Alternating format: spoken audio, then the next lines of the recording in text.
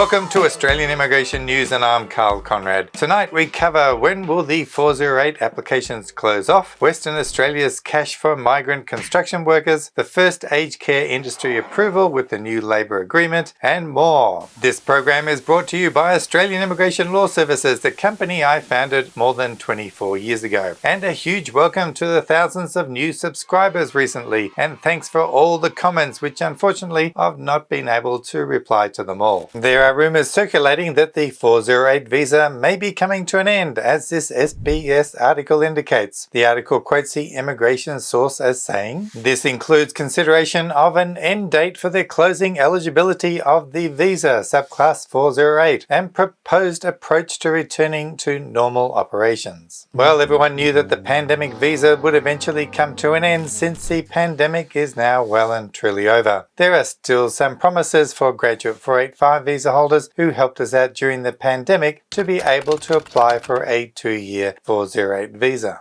If you missed that announcement, we'll leave a link to that video at the end of this one. For everyone else, we could see a winding back of the eligibility as early as the 1st of July. So if you're within 3 months of your visa expiring and you have a job, perhaps you may consider lodging your applications before then. We will see if there's any more information leaked out in the near future regarding a possible closing date, and we will let you know. It's amazing how a skill shortage can change a government's attitude to migration, and Western Australia is a perfect example. Once regarded as the hermit state with regards to migrants, now they can't get enough. Recently, they announced sweeping changes to make it easier for sponsorship for the building and construction workforce. They are even pleading with the federal government to give them a much larger allocation of sponsorship places, 10,000 for their next coming financial year. To make WA seem more like a desirable place to move, they are adding an extra 34 in-demand construction occupations to their skilled migration occupation list, waiving the requirement to provide a 6-month contract of employment for a visa subclass 190 applicants for building and construction trade occupations, and prioritizing invitations for industries with critical demand for skilled workers, including building and construction, health and medical, teaching, tourism and hospitality occupations. In addition to this, there will be 1,100 cash handouts of up to $10,000 each to attract skilled migrants to the residential and commercial construction sector.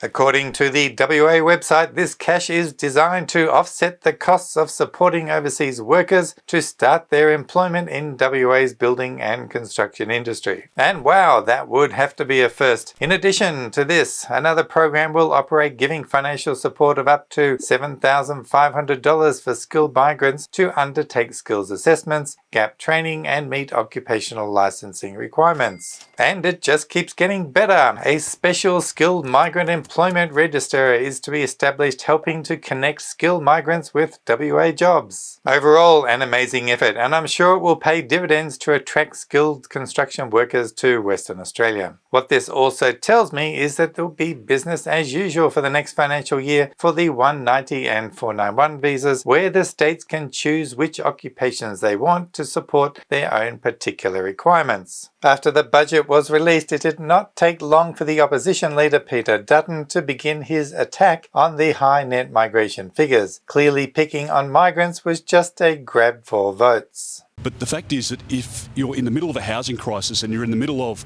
a rental crisis and we're already stuck in congestion going to work and picking the kids up from school, adding another 300,000 people a year over 5 years, where are these people going to live? When pushed on the issue of figures, Mr. Dutton hid the real context of the numbers, saying we have the highest on record. So are you saying your forecast figures while you're in government were not higher than what Labor is forecasting? 100% Koshi. I mean, ask them for the figures. You can look back to any government since Federation. No government has had a higher intake than what this government's presiding over. And just to make it clear, yes, 300 to 400,000 net migration in a 12-month period, of course, is a very high figure, more than any other year. But in reality, we've never had previous 2 years where the figure was actually negative, and that was because of the border closures. The short-term rush of temporary migrants is of course just temporary. This questionable selection of figures and statistics was countered by the Immigration Minister, Andrew Giles. Andrew Giles, it also won't have escaped your attention that there's been heavy focus since budget week, particularly by Peter Dutton, on net overseas migration. We don't need to get into the weeds on rebutting each and every point that the opposition leader has made. Although it's running at historically high levels, it's still below pre-pandemic forecast levels. The question is, do you foresee a case for it to actually rise, net overseas migration, in the out years? I think what we've seen from Mr. Dutton is incredibly disappointing. He has been utterly incoherent in his approach to this issue, both in terms of his past roles as a minister responsible for immigration and indeed as opposition leader. Last year he was calling for us to increase the rate of migration more quickly. Now he appears to be saying the opposite and doing so in divisive and regrettable language. Language that I think is unworthy of the serious debate we need to have around immigration policy in Australia, and indeed one that doesn't recognise the extent to which our migration system was broken under his watch. In our last news edition, we highlighted the Minister's announcement of a new aged care industry agreement being established for the first time. Quick on the heels of this announcement, and what must be an absolute record to get a Labor agreement approved, the Minister was out in front of the private provider Curtin Heritage in Perth for the ABC program, The Afternoon Briefing. And the agreement that you've just referred to is incredibly important because not only does it offer a pathway for more workers to stay into or enter into the aged care industry, it provides some really critical protections. Protections for those particular workers as they go about their vital work caring for some of our most vulnerable Australians. So I'm really keen to keep hearing from providers like Curtin Heritage, to work with them and other industry partners, their industry association, and of course relevant unions to make sure that we are doing all we can to support the aged force needs of this vital sector. Of course, most migration professionals know that when businesses apply to join industry agreements, it usually takes more than 6 months for the Immigration Department to give the approvals. So let's take a look at the timeline here. On the 5th of May, the Minister publicly announces the industry agreement, and then on the 15th of May, we have the Minister on the front lawn of the company in Perth making the successful joining announcement. Wow, just 10 days. Congratulations are in order for the Minister's Public Relations Manager for arranging such a show for us. Now, on the topic of the Immigration Department's amazing demonstration of their abilities, we can't help but notice the zero updates on the 191 visa page on the department's website. The public still has no idea how much is needed to be earned to meet the minimum income requirement for this visa. It seems that the department is not so great at multitasking. If you build it, he will come. Build it and they will come. That was the approach of a pair of Egyptian-trained doctors who moved to Wagga Wagga in rural New South Wales, according to the articles on the ABC website. The article describes how the new place of worship was fundamental in encouraging 4 dozen other overseas trained doctors to the region. This has given the new residents a place to worship to meet their spiritual needs, a novel way indeed to attract doctors to regional areas and perhaps should be replicated for a variety of faiths. The article also raises the issue of Australia could have many more overseas trained doctors if there was a realistic lowering of the English language test requirements to bring them into line with New Zealand, the UK and the United States. Dodgy education agents came under the spotlight again this week, accused of running a dark shadow economy by assisting international students to change courses in a rather unethical fashion. This time, local medical doctors are implicated in assisting students by providing medical certificates to move from one provider to another before the standard 6-month requirement of staying with your first education provider has expired. This apparently is helping students move from the expensive universities their student visas were granted for to much cheaper alternatives. The article implies that education agents are pocketing the commission from both providers. The Labor government is quoted saying they are determined determined to stamp out such practices, so let's watch this space for new rules and regulations. According to the Financial Review, Australian universities are once again abuzz with international students. The article indicates that international students are soon approaching pre-pandemic boom times. Many international students seem worried that their full-time work permission is coming to an end on the 1st of July. The rise in the cost of living expenses is often used to justify keeping full-time work ongoing. But really, is that what we want our student visa to be? A long-term reputation for a visa just to work in Australia? There are also concerns that students are burning themselves out and their studies are being adversely affected by this full-time permission to work, as the president of the Council of International Students indicated on the ABC's News 24 program. Our belief is that these restrictions are actually put in place to protect students and to protect them from exploitation specifically. What the unlimited work hours had done was drive students overboard in terms of burnout.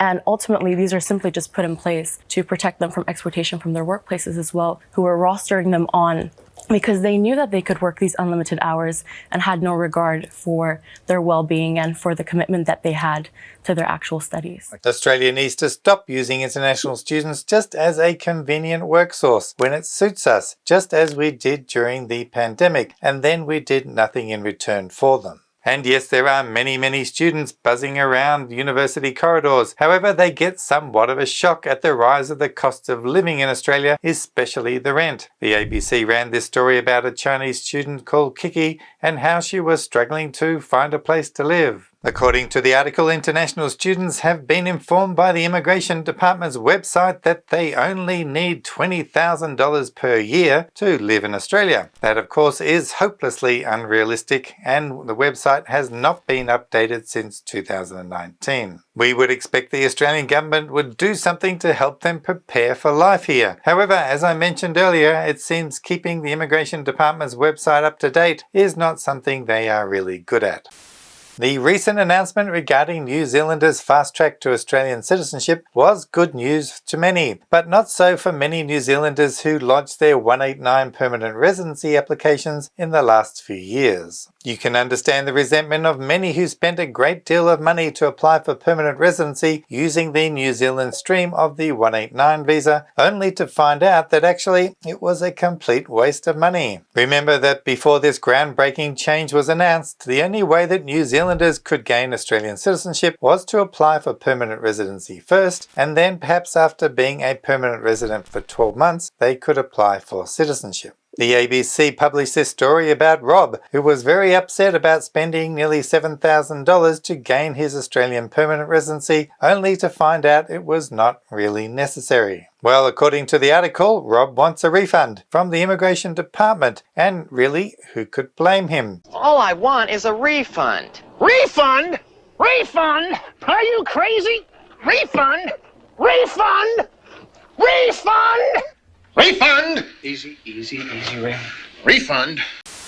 The department has obviously known about these future changes for some time in advance and during the processing of his visa. They could have offered a refund rather than grant the visa. Again, it highlights a culture within the department that leaves a great deal to be desired.